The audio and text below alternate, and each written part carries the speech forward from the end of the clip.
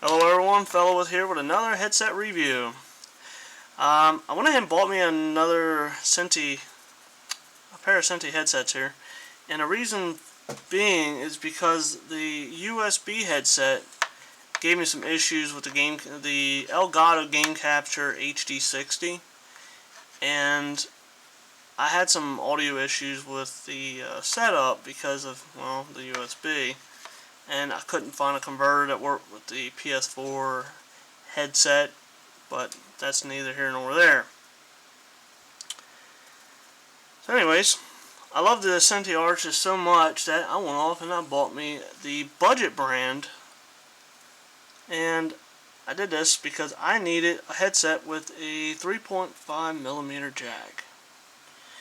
And as you can see, we'll start with the jacks, the ends here. Self-explanatory. As you can see, this is your sound. It's got the little headset on there. Touches for your speakers. And this one with the little microphone piece on it, and that's your mic. Really easy to figure out, but just in case. It's about a 6-foot cable, I believe that's what the packaging says on there.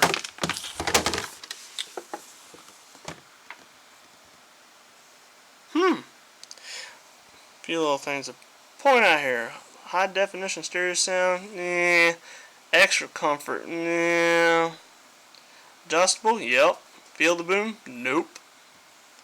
Inline control, yep. Omnidirectional microphone, yes. So, yeah, the rest of that can just, yeah. Anyways. As for the cord itself, it's about the same materials as the Sentey Arches.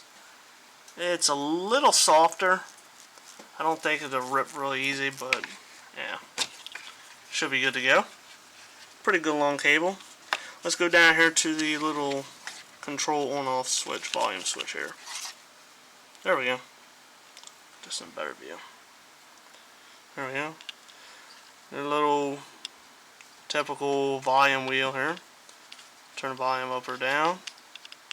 And right here, it's not, see, this is the part that I miss about the Arches already. They give you the little slide up and down thing for turning them like off or on. I like the button one. Plus there's a little light indicator at the tip of the mic's on or off. So anyways,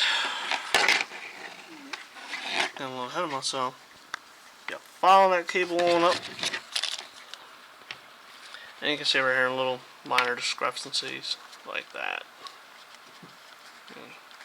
It really doesn't matter. You can probably just shave stuff off like that if you ever get a set that has that on there. Anyways, onwards to the mic. So your mic piece comes out. It has a little area here, like most of the modern day headsets I've seen. They pretty much all have this. This folds in and out. It's pretty cute. I like it. And it's really not a whole lot going on. These things are about as basic as you can get. And they do adjust. So they got that right at least. One thing I can say it's true, they adjust. Ooh, one thing before. So, one more thing. This right here, as in quality wise, it feels a lot lighter and plastic feels a lot thinner than on the Sentey Arches. And whether or not how well this thing will hold up, I couldn't tell you until I really started using it. But yeah, I wonder what happens. I wonder if it'll break. Feels like it would break. And let's see what happens. So, oh, whatever. So anyways, this right here doesn't really move a whole lot. I mean, there's not a lot going on there for like tension piece. But the Arches, they have a lot of leadway there for your head. This thing, however, there's no forgiveness. Just brutal pain.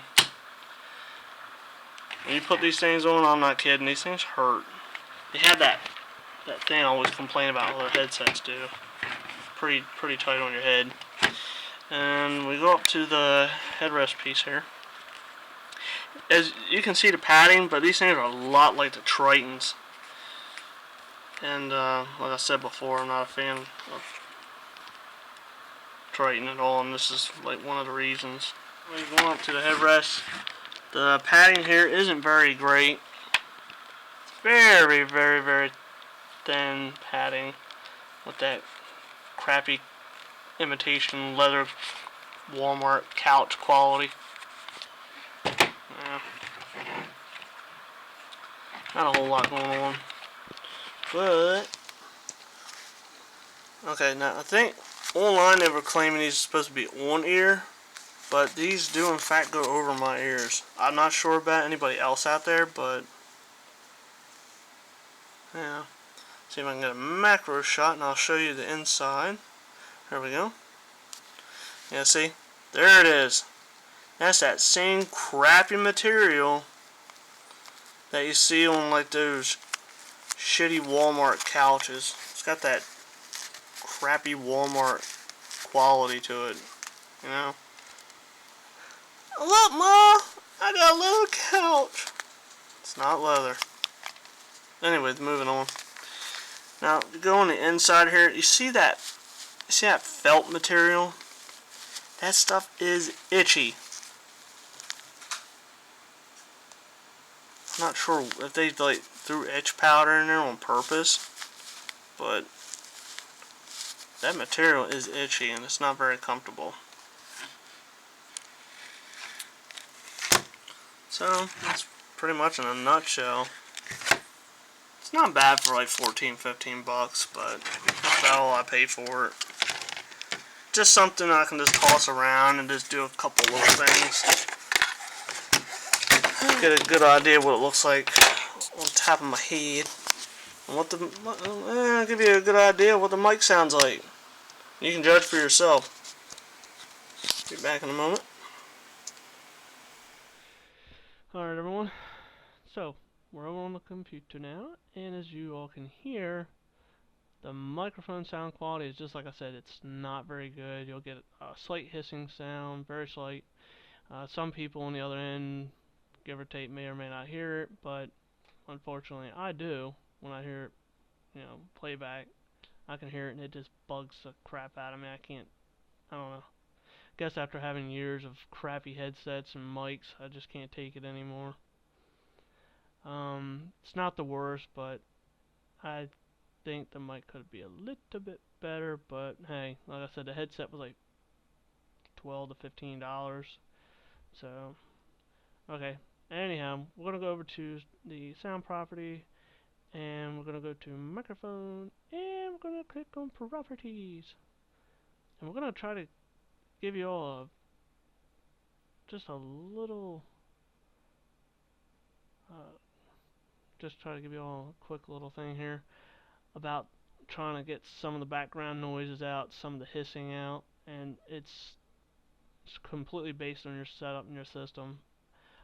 There are some other options out there, but it's more expensive. But if you have like a, what do they call those things?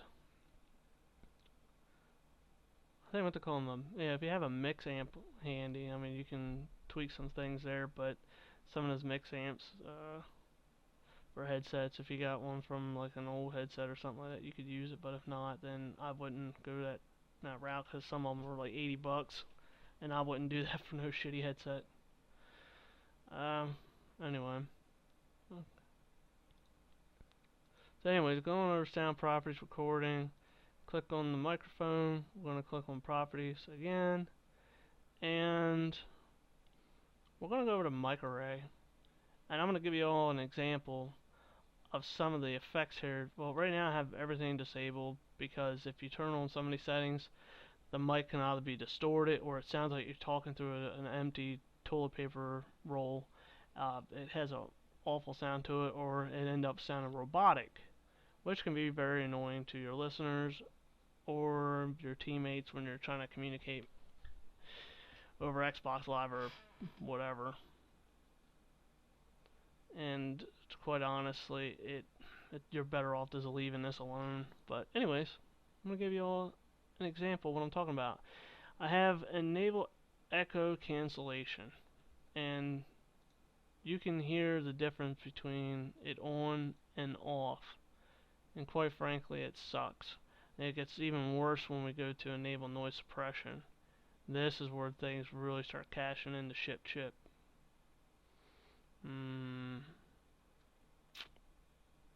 That's awesome.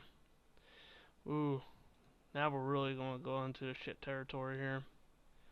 A lot of these settings could be useful if you tweak them enough, but honest to God, you're better off leaving all of this disabled.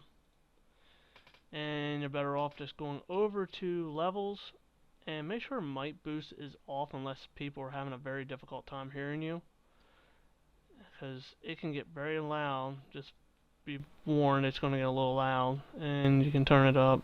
I'm not going any higher than that because it might hurt your ears. Basically, I just go ahead and I adjust this to how loud I want my voice to be heard. But if you can hear it, there's that hissing sound. You're going to pick up like everything around. The acoustics in my room right now really suck. So, and I'm really close to my tower, so you probably